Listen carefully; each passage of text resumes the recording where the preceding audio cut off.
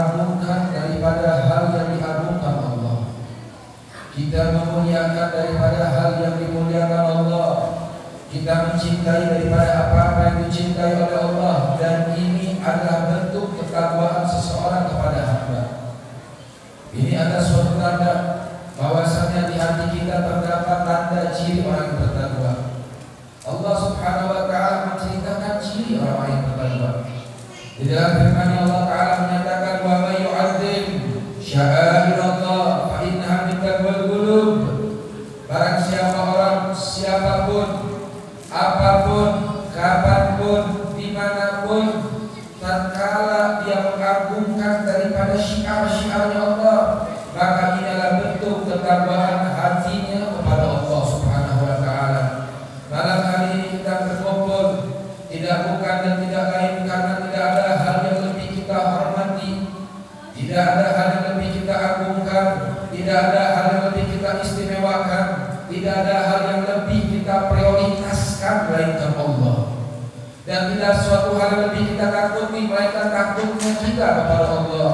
Dan Maha Suci Allah, ketika seseorang takut kepada yang lainnya, dia akan berlari kepada hal yang ditakutinya. Namun tatkala dia takut kepada Allah, dia akan berlari mendekat kepada Allah Subhanahu wa taala. Hadirin hadirat yang dimuliakan Allah.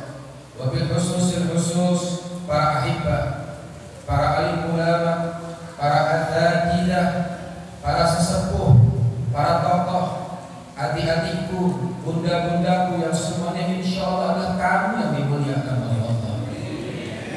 Kita berkumpul malam hari ini semua sama tujuannya. Tujuan kita ingin mengagungkan Allah, ingin memuliakan Allah, ingin renyuh di pintu Allah, bertaubat kepada Allah, belajar untuk menyambungkan hati kita kepada Allah Subhanahu wa taala. Kenapa demikian? Karena ketahuilah, tak ada yang lebih mencintai kita melebihi Allah, tidak ada yang lebih merindukan kita melebihi Allah, tidak ada yang lebih mengerti kita selain Allah Subhanahu wa taala.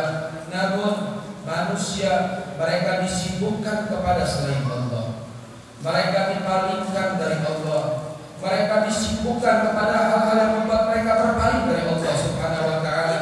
Dan ini adalah kerugian di dunia maupun di akhirat. Alhamdulillah subhanahu wa ta'ala. Dulu waktu saya kecil, saya sering diajak oleh orang tua saya ziarah ke makam para wali-wali. Saya tanya sama orang tua saya, "Abah, ngapain ziarah ke makam wali? Atau kenapa datang kepada wali-wali yang masih hidup kita minta doa kepada mereka?" Maka abah saya menjawab, "Sebab mereka adalah kaum yang mana mereka dicintai Allah. Mereka adalah kaum yang keberadaan mereka menjadi asbab diangkatnya bala, menjadi asbab diangkatnya musibah. Dan mereka adalah kaum yang Allah Ta'ala memberikan ciri mereka. Dikatakan oleh Nabi Muhammad SAW, "Ma faradatul umri wal kutubah." Mereka adalah kaum yang adalah gambaran daripada Al-Quranul Karim, aplikasi daripada Al-Quranul Karim. Apa ciri mereka? Ciri mereka baka ulailatihi, setiap malam mereka menangis di pintunya Allah, tumpah air mata mereka kepada Allah. Sajjadu khalwatihi, di dalam kesendiriannya dia bersujud kepada Allah Subhanahu wa taala, min khaufi maliki, dengan rasa penuh takut kepada Allah Subhanahu wa taala, yasta'dibu ta'abah, sehingga doa mereka dijawab oleh Allah. Saya nanya kepada wali-wali Allah. Saya datang kepada cucu Habib Saleh bin Muhsin Al-Hamid di Tanggul. Itu saya biasanya kalau mendengar kisah para wali, saya penasaran bagaimana mereka mendapatkan pangkat kedudukan di hadapan Allah. Pengen. Gak mungkin Allah gak adil. Kalau mereka Allah berikan kemuliaan, masa saya gak dikasih kemuliaan? Timbul pertanyaan dalam hati kita. Kadang kalau kita lihat tetangga kita berhasil, masa tetangga kita berhasil, kita gak bisa berhasil. Fulan dapat beasiswa, oh anak fulan dapat beasiswa, masa anak kita gak bisa dapat beasiswa? Inilah manusia. Ada kecemburuan, tapi jadilah orang-orang yang cemburu dalam kebaikan.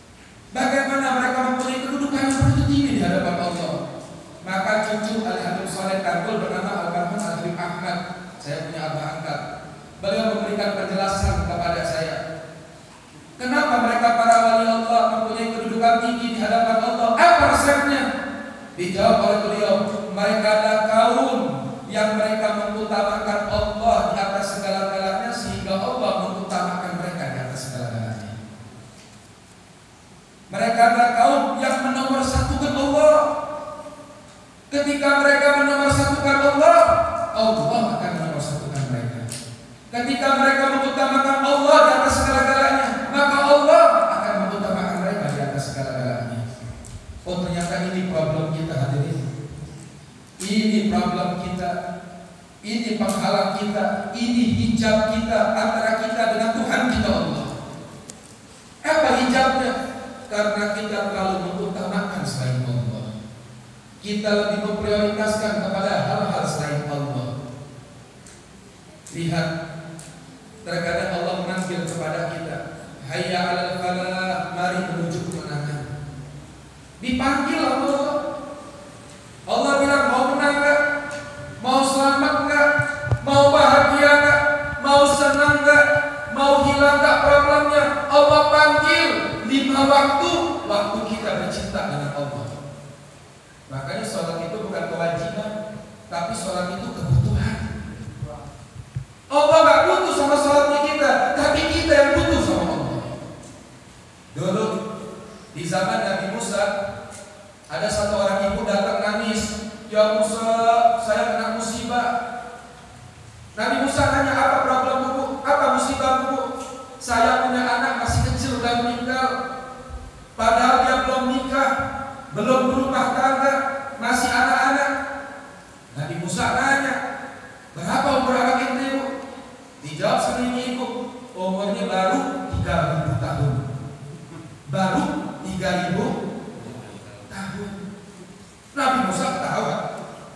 Ini ibu ngambek. Dia bilang, ya Musa, kamu meledek. Saya kena musibah, saya lagi sedih kok kamu malah ketawa. Iya Bu, saya ketawa karena saya teringat dalam kitab Taurat bakal datang umat akhir zaman usianya cuma 63 tahun. Kalaupun lebih, bonus 63 limitnya. Kalau lebih, itu bonus kuota namanya. Itu ibu kaget. Yang benar Musa, kalau umur saya cuma 63 tahun, kata ini ibu, saya gunakan sekali sujud kepada Allah, saya tak bakal bangun-bangun lagi. Ini nandain umat Nabi terdahulu ibadahnya lebih hebat dari kita, sholatnya lebih hebat.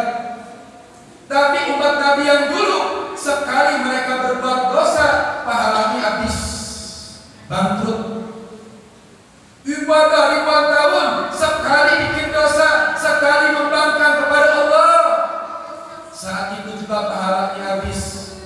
Tapi kita umat yang paling akhir, umur kita paling pendek, badan kita lemah.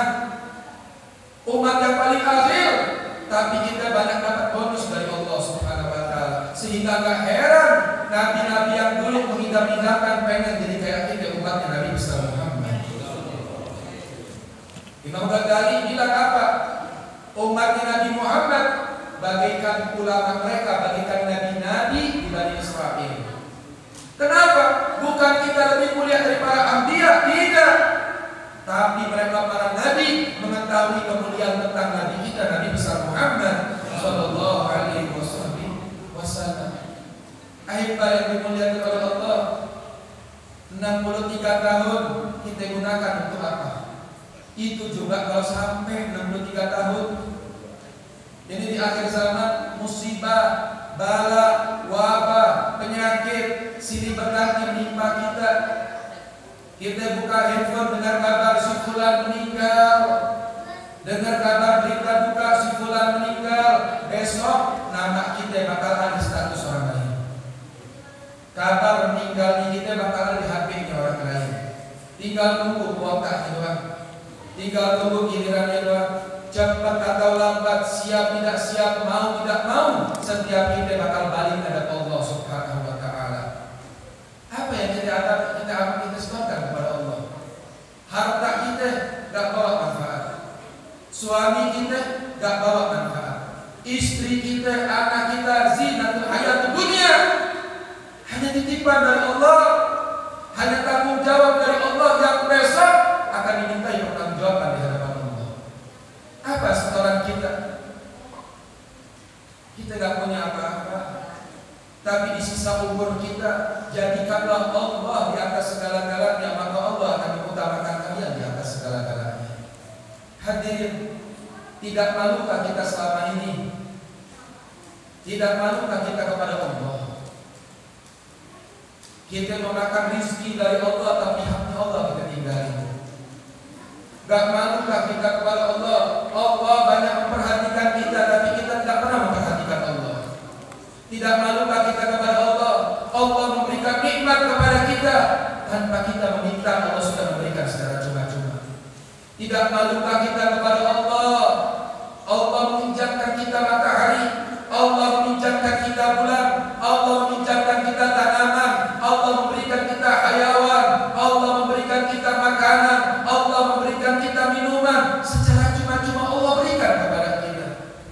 Diberikan kita kesehatan oleh Allah, diberikan kita istirahat oleh Allah, dibangunkan di waktunya ketika kita selesai beristirahat. Semuanya ini dengan izin Allah, dengan qadar Allah, dengan keinginan Allah. Fabi'ayyi ala'i rabbikuma tukadziban. Terus yang mana lagi nikmat Allah yang mau kita dustahi? Kok kita nggak malu sama Allah? Yang herannya, terkadang kita sholat kepada Allah, Allahu Akbar, hati kita kemana-mana. Ini sholat kepada Allah. Ketika sholat Allahu Akbar, hati kita kemana? Sama Allah nggak hati kita? Kita sholat kepada Allah, hati kita jauh dari Allah. Yang herannya lagi, sebagian manusia ketika adzan dikumandangkan Allahu Akbar, Allahu Akbar, mereka masih sibuk dengan urusan dunianya, sibuk dengan handphonenya, sibuk dengan televisinya, sibuk dengan obrolannya, sibuk dengan dagangannya, sibuk dengan kerjaannya. Apa yang membuat kita sibuk kepada selain Allah? Apa yang membuat kalian berpaling dari Allah? Hal apa yang membuat kalian banyak menyebut nama selain namanya Allah? Pikiran apa yang menghantui kalian, yang mana pikiran kalian lebih banyak memikirkan kepada selain Tuhanmu Allah Subhanahu wa Ta'ala? Hadirin, kita lupa yang ngasih kesehatan Allah, yang mengatur nafas kita Allah, yang menggerakkan anggota tubuh kita Allah. Terus kenapa kita banyak berpaling kepada selain Allah? Ini malam saya membagikan kartu bagi kalian. Ini malam Habib mau kasih perdana buat kalian. Tahu kartu perdana? Tahu? Kartu handphone tahu? Ini malam saya mau bagikan antum sekalian. Datang satu orang bilang, Habib, saya punya handphone mahal, saya beli harganya 10 juta. Saya tanya sama dia, mana nomor HP kamu? Gak ada nomornya, Beb. Kira-kira tuh handphone mahal berfungsi nggak? Berfungsi nggak handphone? Gak ada manfaatnya handphone. Beb, saya punya handphone 500.000. Mana nomor HP-nya? Ini nomornya, Beb. Bisa saya telepon? Bisa, Beb. Silakan install, Beb. Nyambung. Lebih manfaat ketimbang handphone yang 10 juta. Maknanya apa? Ibadahnya kita bagus, aplikasinya bagus, tapi yang gak bagus apa? Niatnya. Kalau kita jadikan sholat sebagai kewajiban, ya cukup habis menggugurkan kewajiban. Tapi kalau kita jadikan sholat sebagai kebutuhan, ambil kabar gembira, setiap hajatmu pasti dijawab sama Allah. Bukan insya Allah, tapi pasti. Pasti janjinya Allah. Ud'uni astajib lakum, kata Allah. Dan waktu yang paling asyiknya kita bercinta sama Allah, bermesraan dengan Allah, kapan? Ketika kita dalam sujud kita terakhir. Lagi sujud tuh tumpahin semua problem kita, aduin semua Allah. Tapi kan saya handphonenya bagus, kartunya nggak ada. Maksudnya apa? Ibadah sholatnya bagus, tapi hatinya nggak connect sama Allah. Kan ribet. Ini maksud saya ngerti nggak? Gampang dipahami nggak? Kita kan sholat ngadap Allah, bagus sholatnya, ibadah yang wajib, ibadah yang indah. Awwalu ma yuhasib, yang pertama kali dipertanyakan di hadapan Allah, as-sholat, sholatnya kita. Kita sholat Allahu Akbar, Allah Maha Besar, kakaknya. Iman kita nggak benar. Ketika kita bilang Allahu Akbar, habis sholat kita masih sumpah. Oh, berarti sholatnya nggak benar. Ditanya sama kita, kenapa kamu sumpah? Habib, saya minta utang, Beb. Habib, saya lagi sakit, Beb. Habib, saya punya hajat, Beb. Habib, saya punya problem, Beb. Kan barusan kamu sholat. Iya, saya sholat, Beb. Terus hati kamu kemana? Ketika kamu mengucapkan Allah Maha Besar, mandi dulu. Ini kita nih. Allahu Akbar, Allah Maha Besar. Hati kita nggak besarin Allah. Kok habis sholat masih sumpah? Kok habis sholat masih punya problem? Kok habis sholat masih punya masalah? Lah Allahnya kemana? Ketika dia sholat Allahu Akbar, dia ikrarkan sumpah kepada Allah. Inna sholati wa nusuki wa mahyaya wa mamati lillahi rabbil alamin. Sholatku ya Allah, keadaanku ya Allah, hidupku, matiku, semuanya aku gantungkan kepada Allah. Kalau ente udah gantungin urusan ente kepada Allah, kenapa masih ngatur Allah? Kan ribet. Mas Likan datang, Beb, ane mau ikut ziarah, Beb. Ayo, ane ajak Mas Likan ziarah.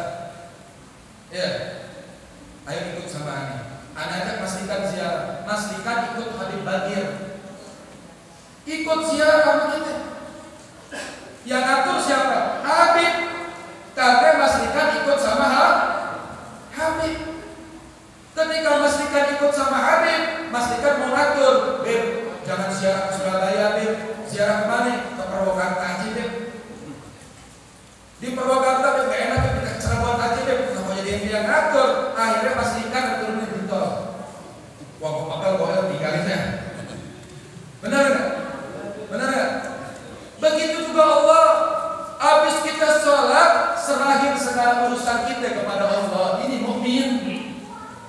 Itu serahin problem itu sama Allah. Jangan sekali-kali ngatur.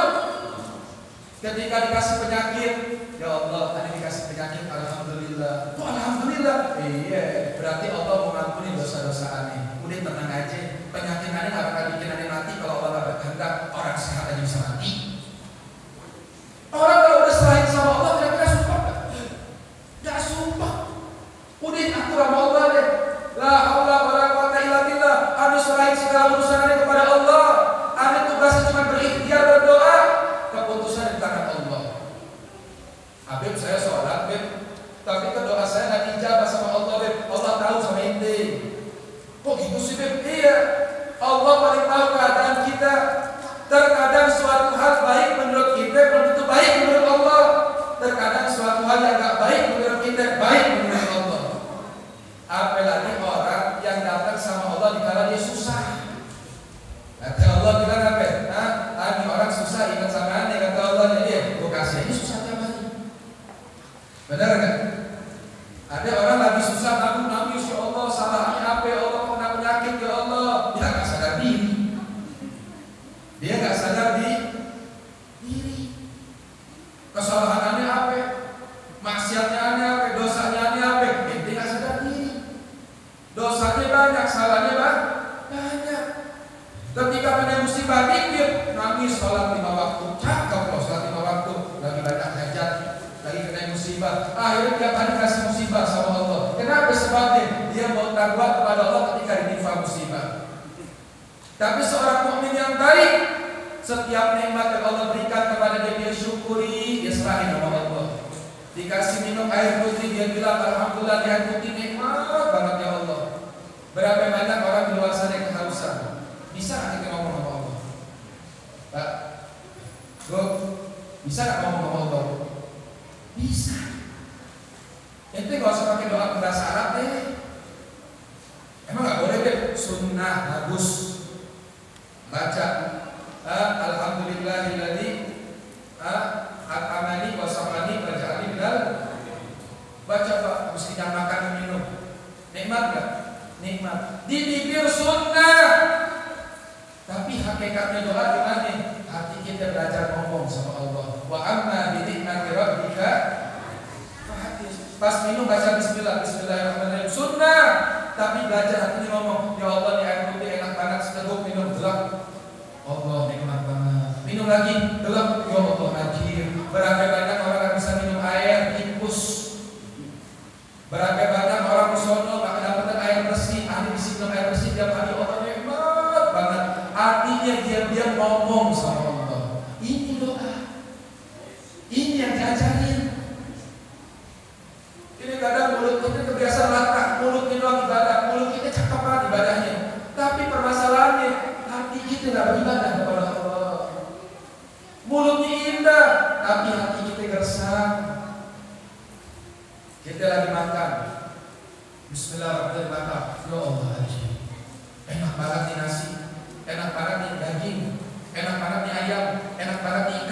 kita makan, alhamdulillah Allah baik banget sama aneh. Allah perhatian banget sama aneh.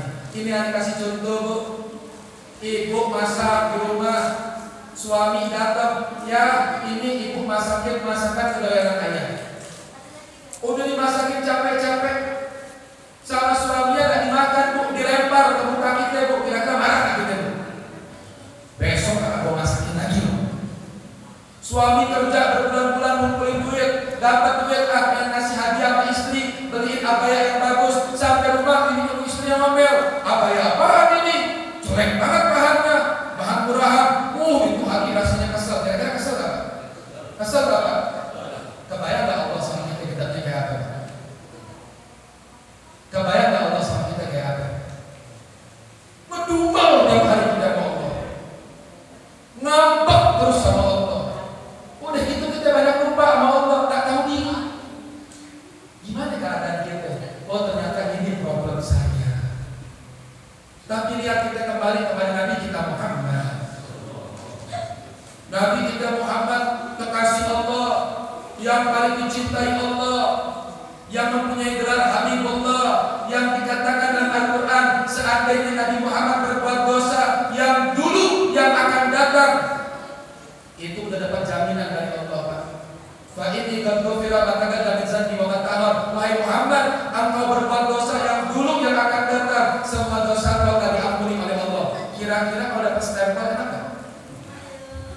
Semau-mau kita kali. Lah sekarang aja kita nggak tahu kemana arahnya. Surga apa neraka kira-kira? Kita nggak tahu keadaan kita bakal pulang dan Allah kayak gimana nanti. Cuma kita kepedean kadang-kadang, merasa paling baik, merasa paling masya Allah, merasa paling benar. Yang salah mah orang, saya mah paling benar. Kan pede kita mah ya. Pede. Tapi Allah paling tahu keadaan kita. Tuh Nabi yang dapat jaminan dari Allah, seandainya berbuat dosa Allah ampuni dosanya. Nabi setiap malam tahajud Pak. Kakinya beliau sampai bengkak. Bu, Pak, kapan terakhir kali kita tahajud ya?